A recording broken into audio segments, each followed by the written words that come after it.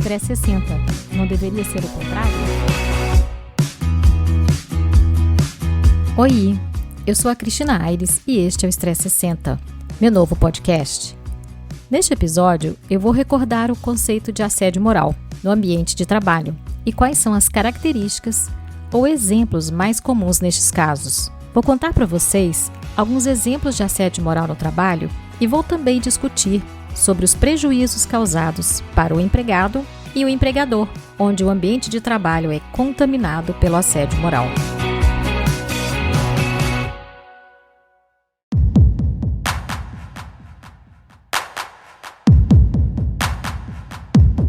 Estudando sobre o tema, encontrei algumas cartilhas e manuais sobre assédio moral e sexual que me chamaram a atenção.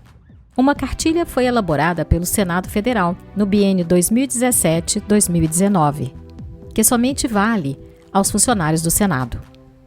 Outra cartilha foi também elaborada pelo Conselho Nacional de Justiça, no âmbito da política de prevenção e enfrentamento do assédio moral, do assédio sexual e da discriminação, publicada em 2021, que se referia a um tema no âmbito do Poder Judiciário.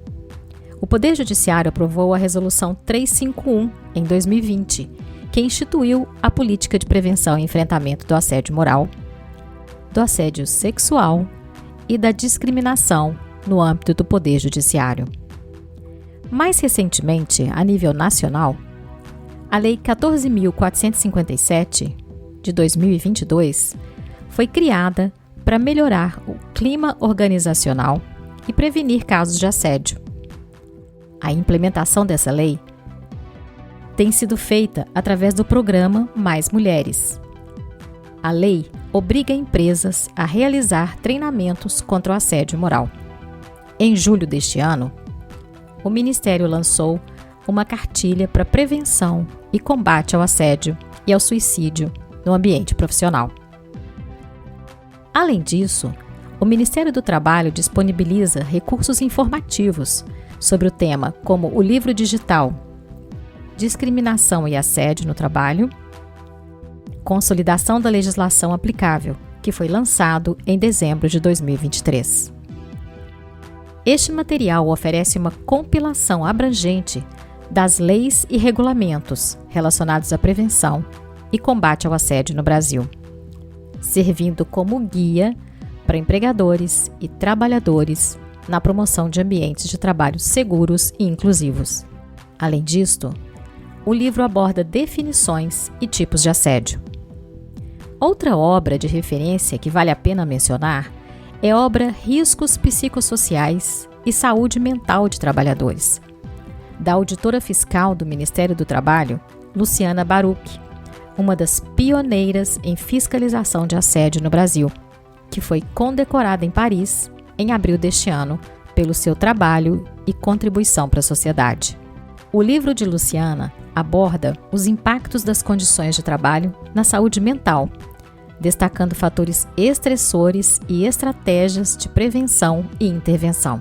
O Ministério do Trabalho brasileiro define assédio moral a qualquer comportamento inadequado e prejudicial que ocorra no ambiente profissional, podendo manifestar-se de várias maneiras, como comentários ofensivos, intimidação, discriminação ou abuso de poder.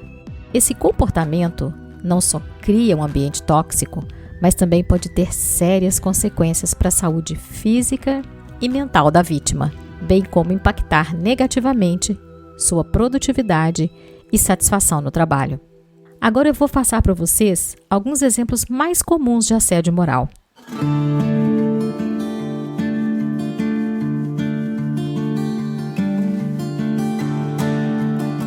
A retirada de autonomia funcional dos trabalhadores ou privá-los de acesso aos instrumentos de trabalho, sonegar informações úteis para a realização de suas tarefas ou induzi-los ao erro, também é um exemplo.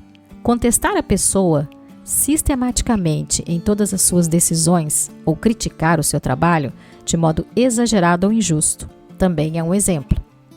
Entregar de forma permanente quantidade superior de tarefas comparativamente a seus colegas ou exigir a execução de tarefas urgentes de forma permanente. Atribuir, de propósito e com frequência, tarefas inferiores ou superiores distintas das suas atribuições. Controlar a frequência e o tempo de utilização de banheiros, pressionar para que não exerçam seus direitos estatutários ou trabalhistas, dificultar ou impedir promoções ou o exercício de funções diferenciadas, invadir a vida privada da pessoa com ligações telefônicas ou cartas, assediada no ambiente de trabalho, seja fisicamente, seja mediante recusa de comunicação, agredir verbalmente, dirigir gestos de desprezo, alterar o tom de voz ou ameaçar com outras formas de violência física, também são exemplos. Desconsiderar problemas de saúde ou recomendações médicas na distribuição de tarefas. Mas para caracterizar o assédio moral, é necessária a identificação conjunta de vários elementos, entre eles a repetição, ou seja, a habitualidade, a intencionalidade, o fim discriminatório, a direcionalidade, a agressão dirigida à pessoa ou a um grupo determinado e a temporalidade, durante a jornada de trabalho, repetição no tempo. Pois bem, agora vou exemplificar contando um caso ocorrido e que é corriqueiro em alguns tipos de instituições nacionais e internacionais grandes, altamente burocráticas e ou em ambientes multiculturais. Claro, o assédio moral pode acontecer também em qualquer instituição ou empresa, mas a minha vivência se aplica ao tipo anterior de instituição que me referi. Vou também abordar aqui os prejuízos causados por gestores dessas instituições que permitem ou que são coniventes com esse tipo de comportamento. A falta de legislação que pune o agressor permite que o assédio moral continue se espalhando de maneira exponencial por toda parte, pois o prejuízo institucional é grande para os dois lados, empregado e empregador.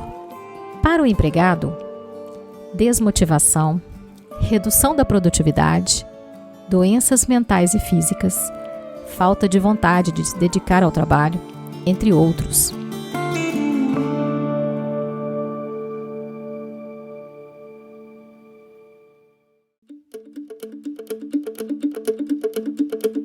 Além do empregado se sentir inseguro naquele ambiente, vexado perante seus colegas, a perda de concentração para executar as tarefas é constante.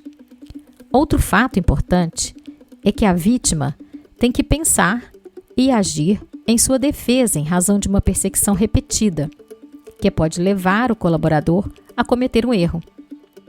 Essa defesa que a vítima realiza toma tempo do seu trabalho, além de desvirtuar de sua principal tarefa, prejudicando e atrasando o trabalho. Do outro lado do empregador, o colaborador, nessas condições, pode estar ocupando um cargo-chave, por exemplo, muitas vezes com salários altos, e pode, pelo fato do constante assédio, reduzir sua produtividade, a confiabilidade e o interesse pelo trabalho. Isso pode trazer prejuízos enormes para a instituição, porque a vítima não consegue executar as tarefas de sua responsabilidade como antes, porque está doente e sufocada. Mas o mais comum é que a instituição não consegue ou demore a enxergar essa situação altamente danosa ao ambiente de trabalho e, consequentemente, prejudicial. O prejuízo à imagem institucional perante a sociedade é um exemplo. A degradação das condições de trabalho da instituição, com redução da produtividade e do nível de criatividade dos colaboradores. O aumento de ausências ao serviço, por faltas ou apresentação de atestados e usufruto de licenças médicas constantes. Alteração permanente de lotação ou posto de trabalho, entre outros. Quer queira, quer não, os agressores passam a ser conhecidos também perante todos os funcionários da organização, no local, na região e na própria sede, como abusadores de seus colaboradores. E pior, como gestores que não conseguiram finalizar com sucesso sua missão na instituição. Este constante comportamento dos agressores torna o ambiente da equipe tóxico. A fofoca reina com respectiva perda de tempo, mais uma vez. Também o gestor, cujo salário em geral é alto, desperdiça seu tempo com perseguições em geral infundadas e desnecessárias, demonstrando seu mau-caratismo e desconhecimento tanto das normas e procedimentos da empresa sobre o tema, tanto quanto do trabalho do seu colaborador. Quer uma solução rápida? Demita o empregado e pronto. Não precisa molestar nenhum colaborador e jogar tanto tempo útil de trabalho e dinheiro no lixo. Os agressores ainda podem ter mais prejuízos, além de mal falados na empresa. Podem também não conseguir promoções para novos cargos ou alcançar a tão sonhada posição num outro país, por exemplo.